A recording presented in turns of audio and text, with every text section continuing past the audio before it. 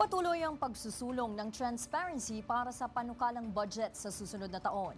Ayon kay Senate President Pro Tempore Panfilo Lacson, ito na ang pinaka-transparent na budget na naipasa ng mataas na kapulungan. Si Daniel Manalastas, una sa balita. Daniel? Yes, tama ka tayo, no? Walang pork at walang allocable funds. Ito ang tiniyak ng ilang senador sa panayam nitong weekend hinggil sa 2026 national budget.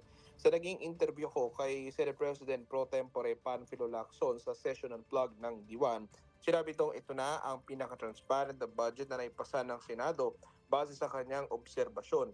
Kasi mula raw sa simula, talagang pinita nila sa publiko na naka-livestream ang budget. Pasado na sa second reading sa Senado ang panukalang budget ay inaasahan naman ngayong linggo na ipapasa rin sa third reading. Pinaliwanag din ni Lacson ang tinatawag na allocables. Narito ang kanyang pahayag. Burado na lahat yun. Kasi ang allocables, ito yung sa National Expenditure Program pa lamang, nakasingit na lahat yung mga amount. Inuurang kasi yung halaga yung appropriation, dapat appropriations, kesa doon sa mga proyekto. Kasi baligtad Hindi ba dapat nandiyan ang project, saka bibigyan ng, siyempre may program report, saka palang popondohan.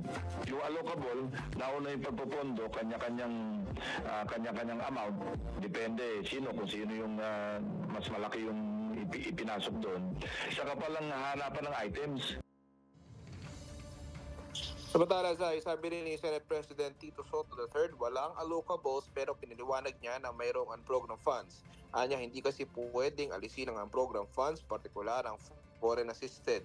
Samantala, inaasahan ngayong linggo gaganapin ang Bicameral Conference Committee para sa panukalang budget. Balik sa inyo.